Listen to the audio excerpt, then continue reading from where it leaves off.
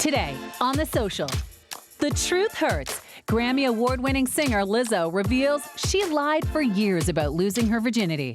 Have you ever exaggerated the truth about meeting an intimate milestone? And Artemis 2 astronauts lift off for NASA's 10-day mission around the moon. CTV's science and technology expert Dan Riskin is here to tell us more about this historic moment for Canadians and for all humanity. Then, bunny bums and baby chicks and stuffed pastries, adorable Easter desserts that are cute and delicious. Plus, best-selling author Kate Bowler takes us along on her hilarious and tender journey to find joy after a cancer diagnosis. It all starts now on The Social.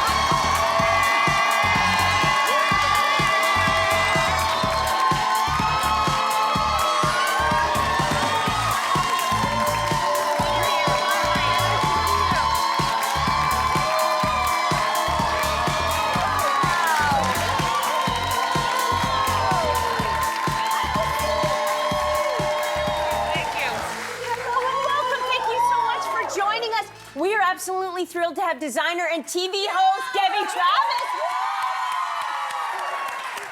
I think they're quite thrilled as well. Oh, hello, everybody. Quick question. Do you mind if we start things off with a little bit of sexy story time? Yeah? Oh, good. Because Lizzo shared on the Friends Keep Secrets podcast that she didn't have sex until she was in her 30s.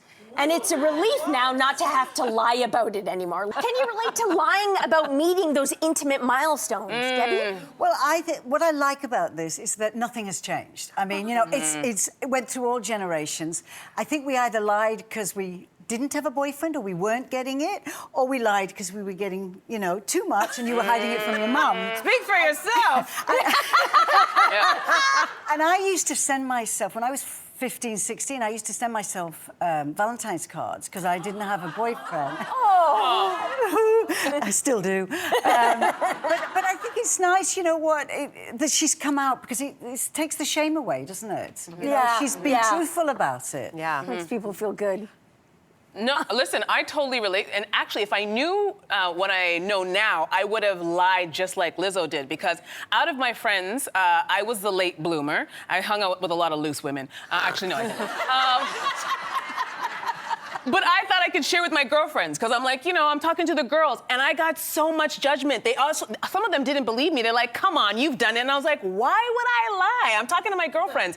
And I think there's this weird thing society has where it's like, when you're a certain age, and I don't know what age that is for every single girlfriend group, it's either you have to have done it by a certain age, but then there's this fine line that if you've done it too much and with too many people, then you're a slut. And it was this weird thing that I had to like navigate as a young person where I'm like, you know what, I think I'm just gonna keep it to myself because it is a personal thing, but I totally understand. It's very Goldilocks or something. There's only one sweet spot and you don't even know what that is. What it is, but you'll know once you pass it because once the judgment is there, that reputation will stay with you for a lifetime. So I understand why she had kept it a secret. Yeah. That's true. I mean, it is. It's interesting. As you were bet saying, boys lie more, though. Oh yeah, About having it, yeah. That is a good point. Yes. I think like I went to Catholic school, so people were often like lying to conceal what they had done. It was the opposite direction, where so the shame kind of comes in waves. I think. Sex behind the science, love. That's right, but they didn't want to admit it, or you didn't want to admit what you'd done, so you kept your mouth quiet, shut. I don't think though, at any time recently, I've lied about any kind of milestones. Like I am out and proud vanilla. I am a boring, boring person.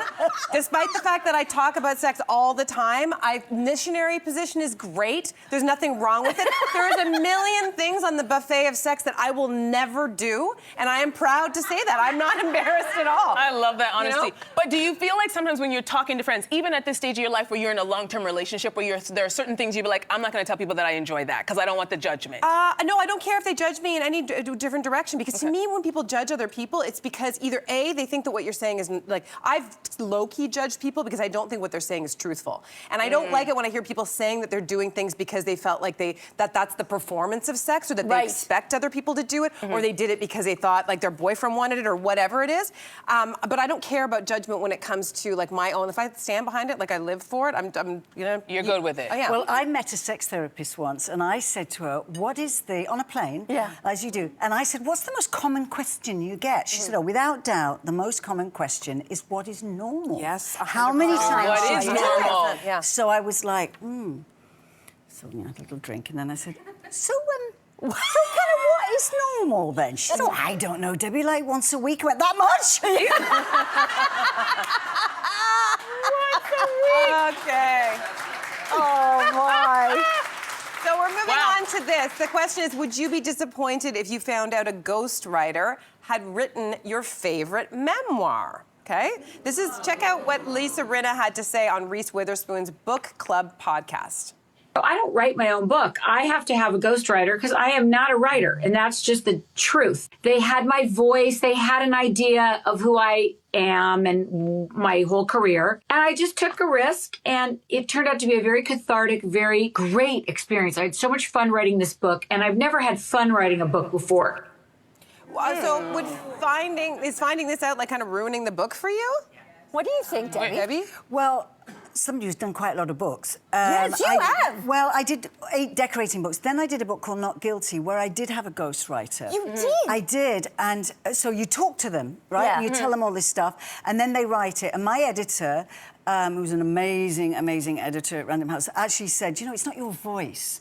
So we kind of changed it. And then all the books after that I did. And I did it because I'm not a great writer. I'm not Hemingway, and it's a challenge for me, and I love that challenge. But I do understand what she's saying, is that, you know, first of all, if you're a busy actor, you may not have the time. It takes a lot of time to write a book. But I think where it gets dangerous is when it's the audiobooks, because especially the next generation, they love audiobooks. So if you were like listening to, say, Ellen, you don't want to hear somebody else reading the book. You need to hear Ellen. So when you're doing the audio, which I've done, it's a long process. It's about 8 days to do a whole book, and you're talking all day.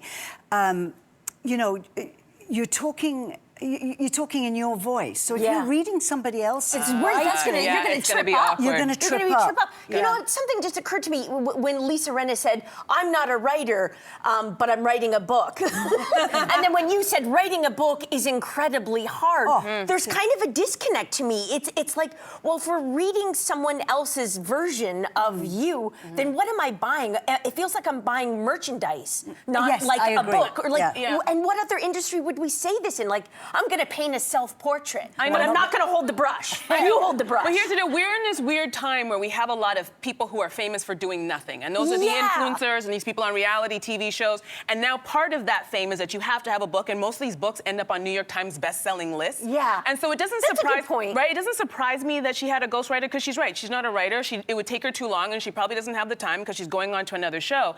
For me, I don't have a problem with that. I have a problem that if you're going to write a book as a celebrity and I follow pop culture, I need you to give me all the goods. I need you to tell me all the dirt. And I'll give you an example. I love Gabrielle Union. I've been following her career for a long time. And she released a book, and I was so excited because I know a lot about her business.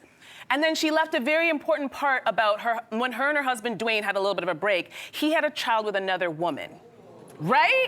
So I was like, oh, I'm ready to read it. That? Yeah. She left it out of the book. Oh. And I was like, honey, why do you even hire the ghostwriter if you're not going to tell us the whole story? So that's more of my issue. Tell me, spill all the tea. I want to read it all. Spill all the tea. Yeah. Well, we solved that. Yes, I think we solved it. Yeah, and you write your own books. Yeah, and I think if you're doing a biography or a memoir, as they call them today, because there's been a lot of problems in publishing where it's not quite true. And, you know, we all fabricate a nice story and make it. So, of course, publishing has had a really tough time. So now they call it a memoir.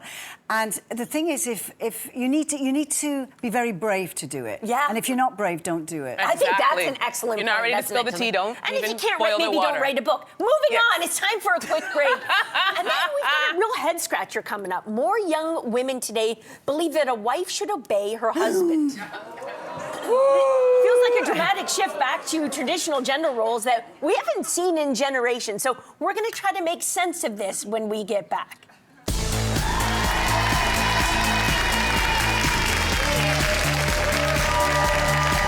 Monday on The Social, new season, new manicure.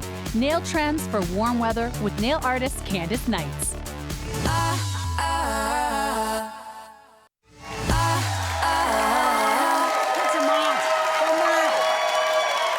Welcome back, everyone. You know what? We'd love to see you in person. So why don't you scan the QR code on the screen and get your tickets for free to the show? All right, so let's dive into our next topic. A recent global study of 23,000 people found that 31% of Gen Z men and 18% of Gen Z women believe that a wife should always obey her husband.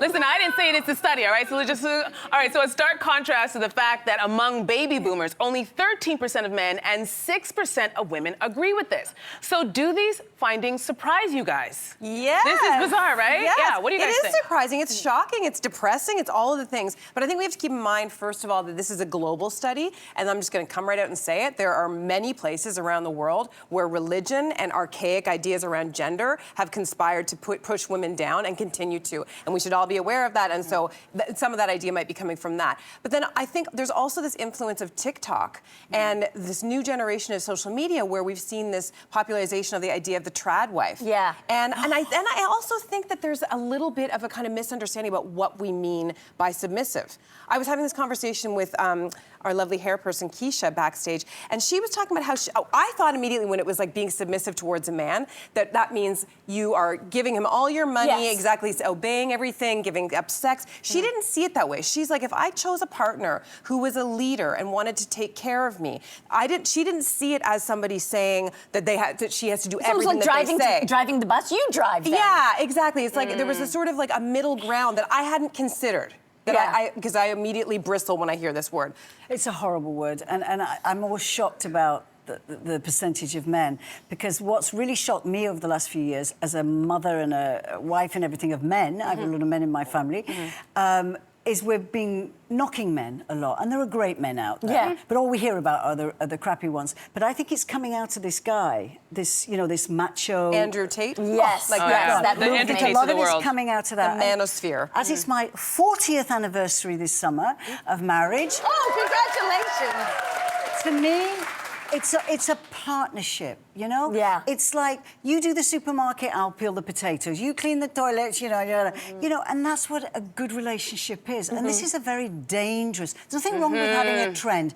If I like baking, it doesn't make me a 50s housewife. I like baking, you know? Exactly. You know, I just think it's a very dangerous thing. Yeah, I couldn't agree more, but I have to admit, it doesn't really surprise me that much, these findings. I think if you sort of zoom out and connect some dots, it almost makes sense. Like if you just consider for a second I know we say this all the time, the moment in which we live. I'm not saying this moment is unprecedented, but it feels like everything is really shaky. The economy, global borders, social media is sort of mixing up fact from fiction, And you giving think us putting half-truths. all of your life in saying, the control of a man is going to make you feel safer? No, but I'm saying in times like that where there is so much insecurity, what do we historically tend to do? We look back to the past with rose-colored glasses and think, let's go back to that time. Let's go back to comfort. It's almost like repackaging comfort to a way to suit the way we want to feel. But how far back are we looking? Because I didn't grow up in that household. Like, this was very hard for me to understand. This trend is very interesting for me because my mother was always very on top of everything in our household,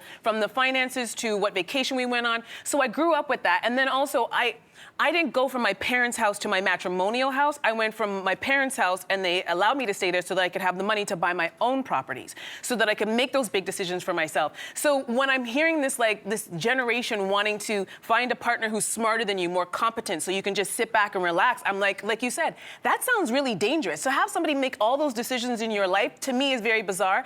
And what's even more interesting, I just got back from a fabulous trip to Morocco. And one of the things that I learned, oh, girl, it was amazing. But one of the most interesting things I learned is that the current king changed a lot of the very strict rules, and he allowed women to get divorces, wear a hijab, not wear a hijab, you know, just a lot more freedom. And so it's interesting to hear that women in North America, based off a trend off of an app, want to go back in time. Yeah. When there are people in other countries are breaking away from that and celebrating the fact that they have freedom. So the whole thing is very confusing. It feels like they want to go back not to like our grandmother's ages, but almost like a filtered version of that. Do you know what I mean? Like filtered through Instagram, where it's curated fantasy of what they think But it should in be. my day, it was all about choice. And, you know, I was from the era where you were a working mum or you weren't a working mum, and you knocked each other because of this, where you think, well, you know what, we're lucky to have a choice. Yeah. So if you've got a choice, if you want to be at home and do all that stuff, but you need to also be in control, have your own bank account. I've been saying that to women all my life, just in case. Men change their minds about things all the time. You know, and that gives you that security to pick up the kids and run, you know. So there are things that haven't changed over the years. You know, my mum kept money under the mattress. Yeah. Same with mine. And I think it's, if we could just have choice. If you want to stay home, great. If you know, want to be part of a religion that does that kind of, great, if that's your choice. Choice. And that's what it's all about. Lovely. Okay, we're moving on to this. A wife wrote to Carolyn Hacks for advice, saying that her stepson's mom alternates between being friendly and cold while also hitting on her husband. And it creates, understandably, tension in their household. So does someone hitting on your partner annoy you, or does it make you kind of proud sometimes, Debbie? 40 years. At my age, if somebody, doesn't happen often, talks to my husband, I'm thinking, oh, she'd be quite nice when I'm dead. She might be. I write her phone number. I'm making a list of suitables. Just in case. How thoughtful. Leave it somewhere where he can find it. Yeah, the junk drawer. I love it. As long as she's got teeth. her own teeth. You know what? I heard this quote a long time ago. No one wants somebody that no one else wants. So meaning, nobody wants to be with somebody that no one else is kind of looking at going, oh, you're very hot. Now, I will admit, I like the men pretty with muscles, and of course, that comes with attention. It's my type, I know. But I love when women hit on the guys that I'm with, because him and I will talk about it afterwards. But does it matter how he responds? Yeah, well, here's the deal. I'm always in respectful relationships, so they're not going to disrespect me. But there was this one time I went to the nail salon, and the woman I was starting small talk with, and she goes, sorry, I don't speak any English. And I go, okay. So the guy I was dating showed up, and I was still getting my nails done, and she lit up. And I tell you, she couldn't stop speaking English. And I'm looking at her like, oh, did you Duolingo in the last 30 seconds? You got a lot to say? But we laughed about it afterwards. We laughed. That's healthy and perfect. Yeah. Hey, Debbie, we can't thank you enough for coming in and joining us. What an absolute delight. Breath of fresh air. Love you. Hey, up next, CTV's science and technology expert Dan Riskin is here with exciting details about Artemis 2 and a return to the moon. Don't miss it.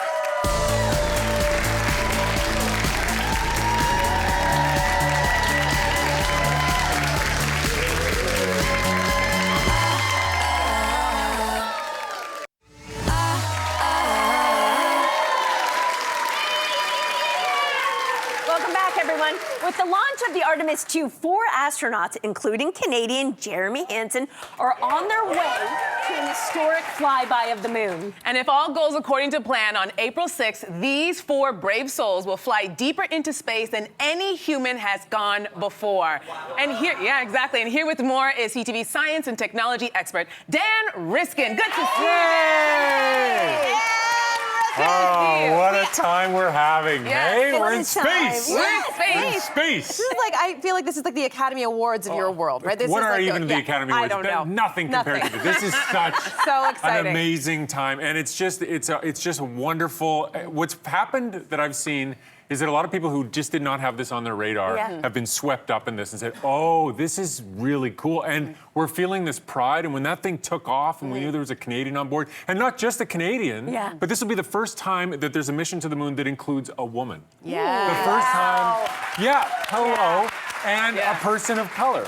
And so, like, those, it was a very different world in the 60s and 70s when we last went to the moon. And so it's great to be going back and doing it right. Okay, can I ask a question, though? What is the actual goal? Like, not to sound, what are they trying to accomplish with this? There's sort of two ways to answer that. One is this is a test of all the systems. And so right now, as they go around the Earth in this crazy parabolic orbit, they're making sure that all the systems are working the way they're intended to work. And if all looks good, then tonight they're going to fire their thrusters and go off toward the moon, go around the moon and come back. But really, it's about testing that equipment. The goal for the Artemis missions is to get back on the surface of the moon and build a base. I see. And to have a permanent presence there. So Apollo was, let's get to the moon, let's wave at the Soviets and say, ha ha, and then we're done, and we walk away. This is not that. This is like the International Space Station, the way we put it in orbit and we keep it in orbit and we have people there all the time for 25 years.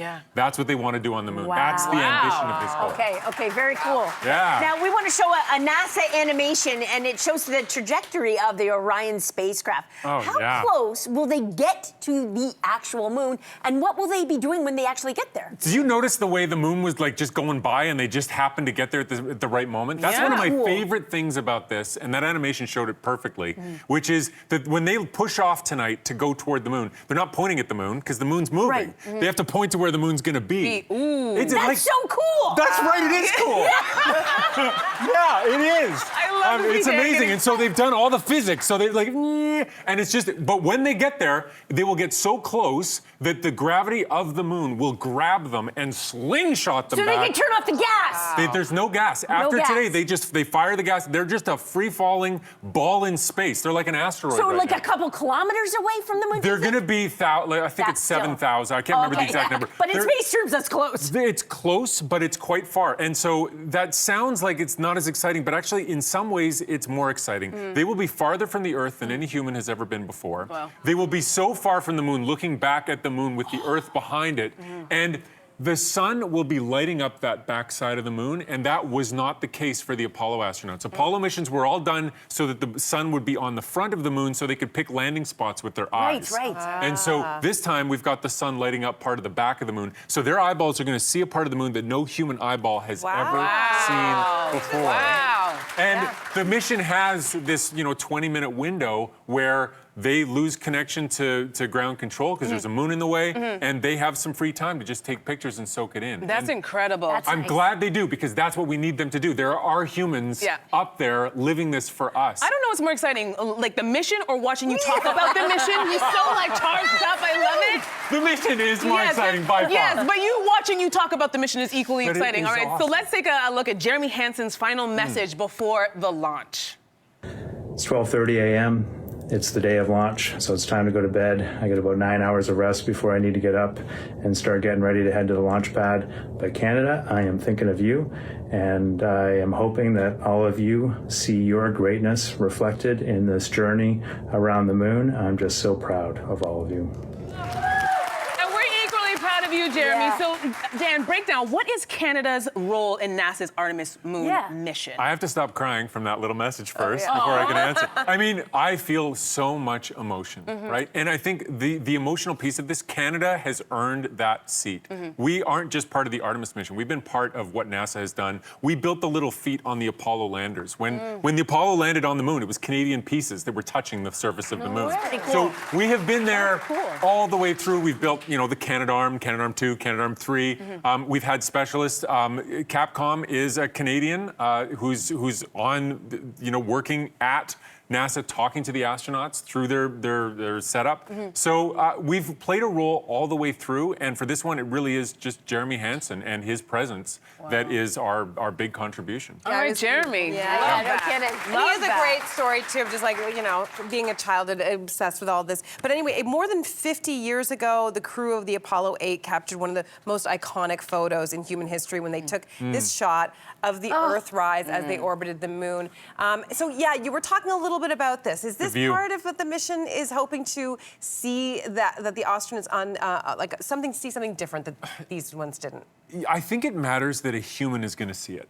We can build robots and send robots to the moon. We can send robots to Mars. We have robots on Mars, and it's cool, but it's different when it's a person. And I think this mission and the emotions that it came out of everybody last night during launch and that we're feeling today is a reminder why it matters that a human sees that view. And it gives you a chance to believe that, you know, there's a future we're heading toward where everybody's getting along on this planet. The US and Canada are arm in arm working together. Yeah. You know, like, there hasn't been enough of that, and this mission is a reminder of the great things that happen when we just get along. Yeah, so, people put their minds together. Yeah. And so I really do believe it's the emotional. We can get a very great picture with a satellite, but it's not the same. It's that a person sees that. That's what matters. Yeah. Dan, Love it. we appreciate you so much. Thank you for coming in. Thanks for your enthusiasm. Absolutely incredible. Thank you very much. Now listen, if you want to follow along this historic 10-day journey, tune into NASA's live mission coverage on their YouTube page. And on the other side of the break, adorable, and I really do mean adorable, Easter desserts. Stay with us.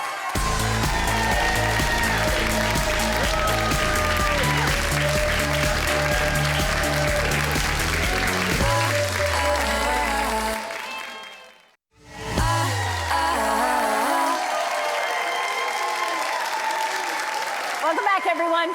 Easter is one of the most fun times to bake, full of pretty colors, playful shapes, and sweet creativity. From bunny-themed treats to chocolate-filled goodies, it's the perfect excuse to get a little whimsical in the kitchen and make desserts that are just as cute as they are delicious. Here to show us how is baker extraordinaire Gavin Knox.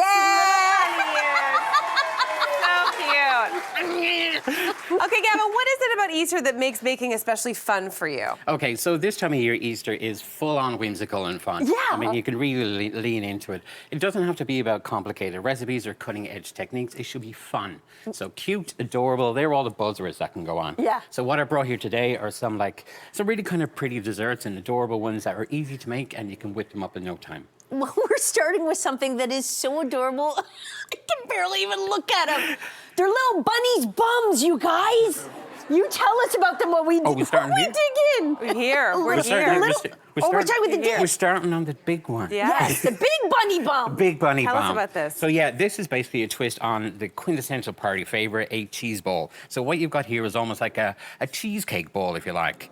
We've got some funfetti cake mix that you mix together with some cream cheese and white chocolate chips and some sprinkles. And it gives you that conversation piece. It's fun, it's whimsy, but it's also very kind of I guess, grammable. It's a picture perfect moment at a yeah. So yummy. Okay, how did you shape the bunny's bum? That never gets old. No. So basically what you have with your mix, you're going to put it all in a bowl, your cream cheese, your funfetti cake mix, white chocolate and sprinkles, knead it together just like Play-Doh. Pinch off a bit about the size of a walnut, and that will be your tail. Then pinch off 2 more pieces, maybe about 3 times the size of your first. That will be your feet. And then shape the last bigger piece into the big butt. And then roll it in coconut. And then roll the butt and And giggle the whole time. Yeah, That's so on great. the feet then, we've got pink candy-coated candies to give you the toe beans on there, which are extra cuteness factor. So sweet. Now listen, you suggest heat treating the cake mix before. Why is that? Yeah, so cake mix. And what does that mean? So the cake mix contains raw flour, and then heat treating it basically means you're going to cook it. So you avoid the issues with any kind of upset tummies. So you can either put it in the oven, a 350 oven. Just the flour. Just or just the mix? the actual cake mix from your box. Heat that for about maybe 5 to 10 minutes, depending on the quantity, 350. Stir it around, or you can do it in a microwave. So do it on blast for about 30 seconds. And what you want to get is a temperature of 160, 165. Okay. That means then you've cooked off the flour. Oh, very cool. And that is your no ingredient, idea. and then you're good to go. Leave it cool first. So cute. Wow, Okay, up next are these really fun coconut nests. Yep. So this is a really cute way to present chocolate. How did you make them? Okay, so these are basically coconut macaroons. Not to be mixed up with the bougier, fancier, and more complicated macarons. Right. These are basically shredded coconut mixed together with some sweetened condensed milk, some vanilla and egg white. You bake it off in the oven. I usually use a scoop to scoop out the coconut batter and then shape it with your hands into a nest shape. You don't have to be too fussy about it because I think the rough and ready looks a bit more natural. So looks more nest-like. Yeah, bake them till they're golden brown, some tinges in there as well. Fill them with some chocolate spread and some chocolate eggs. You're good and to you're go done. then. But this is such a simple, beautiful version. one But of my I get you could favorites. really have fun with this filling and play Yeah, around. exactly. If you're not a fan of chocolate, I don't know who those people are. Me neither. You could use any kind of pipable mixture, so maybe a jam or a curd. And once that's in there, what I would do actually, since you have the fruit flavor in the spread, is swap out the chocolate eggs for maybe jelly beans. Bonus on that, because they're smaller, you can fit more in. Okay, cute. Win-win. Yeah. More is more. So once our little chickies have hatched, or once our eggs have hatched, they turn into little chickies on top of a cupcake. Tell us about these cuties. So these tap into the whole bright joy, whimsy of Easter. And basically what you've got here is, I keep the cupcake plain, so I've just gone for a vanilla cupcake, but I've got some lemon curd in the center of it, again, bringing in that bright flavor. See, Cynthia, you're a pro. I know, You my are son such taught a me this. pro Oh my at gosh, this. Cynthia. Do you know that you do this? You take the bottom of it and then you squish them. Squish Can it I down do that there. too? Oh, shoot. Yeah, That's just And there's like something that. in the middle of this, too. Okay, Yep. so wait a minute. I've kind of gotten ahead of myself. Okay, so Oh. there's lemon curd in the middle. Again, spring, joy, bright, vibrant. Oh my God, that's good. And the buttercream is the gimmick on it. Yeah. So it's yellow buttercream like a chick, and away you go. Oh my goodness. The lemon curd is amazing in the Really middle. good. It gives you that pop of flavor. Just something Totally a bit more. does. It makes this more complicated, Yeah. but it's so good. Yeah, sorry, I Right? just got to the lemon curd. You're No, absolutely it's amazing. correct. Okay, I feel like these look really not that easy to achieve. So how did you make these No, chicks? these are dead simple. The buttercream is an easy American buttercream. So you're going to cream together some butter, powdered sugar, a little bit of heavy cream to loosen it up a bit, and whatever flavoring you want. I use lemon, and I've got some yellow food coloring here as well. Do a big dollop on top. Okay. That will be your body, and a smaller dollop then will be your head. Okay. So before you dye it yellow, take off some, and then dye that black and orange, and they will give you your beak, eyes, and feet. Oh my gosh, Oh my God, you made it sound so adorable. simple. So good. Okay, so up next you have some bunny food. Tell us about these adorable carrots. Okay, so these carrots are a riff on the classic kind of cream-filled horn dessert, where it's puff pastry filled with cream in it. Here I've made them into carrot shapes, so wrap some puff pastry, shop bought, what's the point in spending extra time in the kitchen, around the cream horn mold, bake them till they're golden, and then fill them with a sweet whipped cream filling. And over the top then, to make them a bit more carrot-like, drizzle some melted orange candy melts and some orange sanding sugar. Gives you a little bit of extra touch there. So cute. Look at us. You gotta Can you talk. tell me this soil? Yep. So That's edible too. That's edible. Can you tell me about it? And yeah, can I try it right now? Chocolate dirt? Is it Yeah, chocolate it's dirt? chocolate dirt. It's chocolate dirt. So basically, this is one of my favorite go-tos. It's really easy. Mix some granulated sugar with some cocoa and then some salt to take the sweet edge off. Pour in some melted butter and get a fork and fork it through, and that will naturally clump together. Now, with that, then you can add an extra texture from maybe shredded coconut, some chopped nuts. I've used some sesame seeds here just to make it look a bit more natural. It looks just But completely edible. so much fun. I love it so much. Now we're ending things with those little bunny bums that I spoke about at the beginning. Tell us all about them. Okay, so these again are cuteness factor to the max. Yes. You've got a mix of bunny bums and bunny heads here, and they're chocolate truffles, but they are not complicated. It's an easy mix of some chocolate-filled cookies mixed together with some cream cheese. That will give you your truffle dough, and then dip that in some white candy melt. You've got your heads and your bodies then.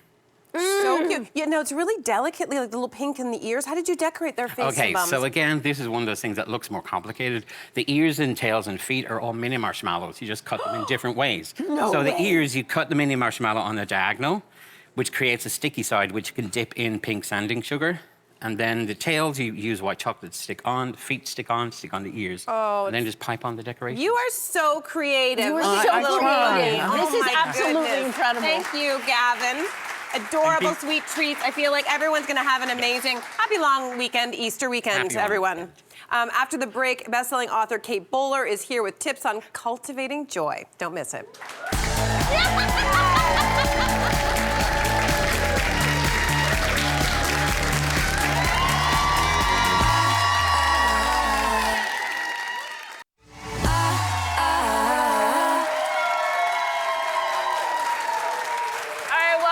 Our next guest is a New York Times best-selling author, award-winning podcast host, and professor of religious history at Duke University. She's here to talk about her latest book and how in the midst of life's challenges, we can still be joyous anyway. Please welcome back to the show, Kate Bowler. Hey, good to have you.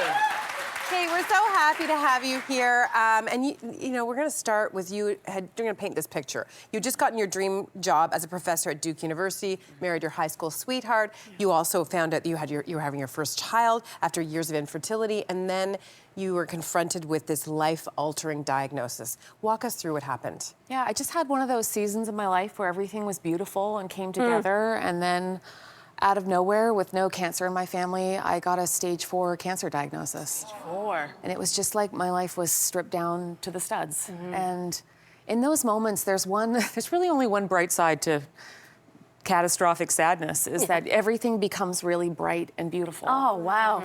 And I spent about 5 years in active treatment, and then life became life in the way that you kind of hope it will be. And so then I wondered, though, am I not a good cancer survivor if that feeling starts to creep in, like that ache, that want of more, that feels like, well, am I doing enough with my life? Is this enough? Oh, wow. And talking about the ache, because you just mentioned it, you write that women are particularly susceptible to what you call the ache. So what exactly does that mean? Yeah. Well, I think we feel our hungers. We feel it even when we look at our kids and they're so delicious, we can eat them up. But it's both our pain and our loves that make us feel like hungry. And unfortunately, though, women are really given the informal roles of everybody's happiness manager. Are you okay? Is everyone fed? Did you get a snack? And it makes it really hard for women to remember that their lives are not just for living, but they're for loving. And how is it that joy is not just for somebody else, but really, truly for us, too? Oh, my God, that's poignant. Good reminder. Jeez, Kate, pulling us over here.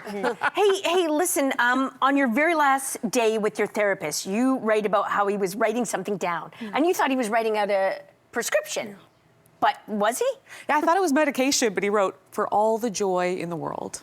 For all joy in the world. That's interesting. What did that do for you at that moment? I think if it hadn't come from somebody who knows me so well and knows everything I've been through, like, I think I also would have thought that joy was for someone else. And the weird thing about joy and really a prescription is that it has to be for you. Like, what is it that lights you up? Like, joy is funny because one of its little cousins is delight. Like, it has to, like, in our big, dumb hearts, like, it has to make us suddenly come alive, because that's what joy is. It's this strange, sudden, temporary wholeness that makes us feel deeply alive. And we have to know that, like, it is actually meant to fit into our realities, our loves, our greatest hopes. All right, well, with everything that you've gone through, when did joy finally come to you? Yeah. Actually, it was in one of the worst moments I was having. And that's what's sort of weird about joy, is it pops in through the side door and you're like, no, thank you.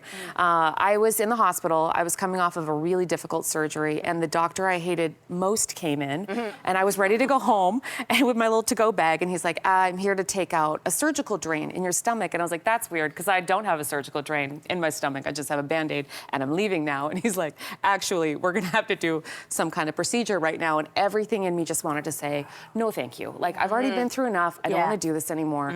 And I realized something in me has to stop saying no. I had to find the yes. But he had his hands like this, and first, because they were clean, he was going to do a procedure. But for some reason, it reminded me when my brother-in-law he was a big wrestler, and for some reason, he was very into up-close magic at the time. So he would, like, lean over and, like, take a coin from behind my ear, and I was like, that's unfortunate. But for some reason, this just reminded me of that. So I was like, fine, you can do it, but you have to do it as a magic trick. So He just like glared at me and I glared at him and he like spun around, came back and he was like, knock, knock, you have a surgical drain in your stomach. I'm here to do a magic trick. So I was like, all right. So he said, you're going to feel a deep pinch and a hard pull. Close your eyes. So I felt a deep pinch and a hard pull. And then when I opened them, it looked like he was holding 200 million feet of tubing that came from inside my body. Wow. And he had this huge bright red spray of my blood because he did something wrong. And we looked at each other with quiet horror. And then he just goes, ta-da. Oh my. You know what? This is your magic, like being able to laugh at these horrific moments. Like, should we all be able to do this? Like, we have to be able to do this. But I want to know, how would you say joy differs from happiness? Yeah, well, happiness is, I mean, psychologically, it's that sense of ease. Like, things are going well. Things are, you know, it's your coffee's the right temperature, there's wind in your hair, you're feeling good. But if you look at happiness, it's actually just nice things happening to you all in a row, which is lovely. But that doesn't always happen to us. And it can be actually quite expensive for women to have a very happy life. So what is there for the rest of us? And thankfully, joy, it's this bright, enlivening feeling. It hits our reward systems, but it also engages our stress systems, which means you can actually be joyful and going through an awful moment in the same time. And it allows you to weirdly open up your eyes and feel your reality, but somehow feel that it is so good for you to be alive. Yes. Man, it's beautiful. I love this. And I love this idea that you say that joy can feel easier and easier. We have to practice it like anything else. So what are some ways that we can cultivate joy in our lives? I almost think of it like lung capacity, like maybe we can learn to breathe it in more. And I saw some great advice. It was attributed to Immanuel Kant. And he's like, it's just 3 things to be a more joyful person. He said, find something to do, because there's that weird relationship between service and somehow the more you give, weirdly, the more you get, which shouldn't make sense. And find someone to love and find something to hope for. And that will steer you in a direction of joy. Oh, wow. Okay. What remember a that. wonderful note to end on. You are an absolute joy. Thank you so much for stopping by, Kate. This is fantastic. Joyful Anyway is out now wherever you buy books. And studio audience, guess what? You're all going home with your very own.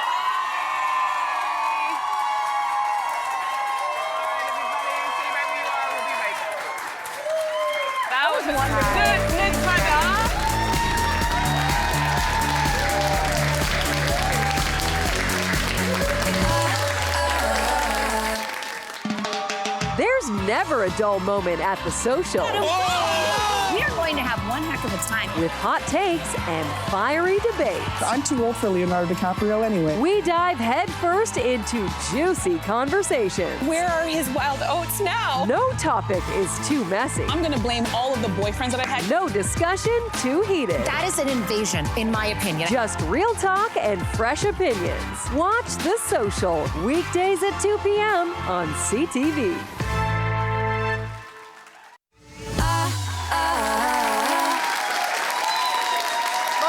Everyone. We've got a really great show coming up on Monday. We find out what a Michelin-starred chef can do with a childhood snack to transform it into a gourmet dish. And it's Michelin-starred chef close to where I'm from, Hamilton. Do you know what the child's treat is that we're? I think it has something to do with apples. But Cynthia, I don't want to give too much away. Okay, all right, fine. We got to keep it exciting. Yes, I got you. This guy's got 2 Michelin stars. Okay, and he's making stuff for kitties? No. Sorry. No, he uses his childhood memory of a food to make something Michelin-starred worthy. Exactly, like Ratatouille. I watched the movie. Hey, that's an excellent reference. I love that movie. Way to go. Thank you. You know what else we're doing on Monday? Nail trends, which is very exciting. I don't want to brag, but I painted my nails like little Easter eggs. Isn't that cute? Look at that. I love it. People should know that Don't get too close. you really just you come in every week with new nail art. On. You it's do my it yourself. self-care, And you do it yourself. That's really good. It's really a lot of fun. It's very calming for me. Hey, did you guys know you can find us on Crave or YouTube or listen to our podcast on the iHeartRadio app? How about that? Huh? How about you have a great long weekend and we'll see you next time.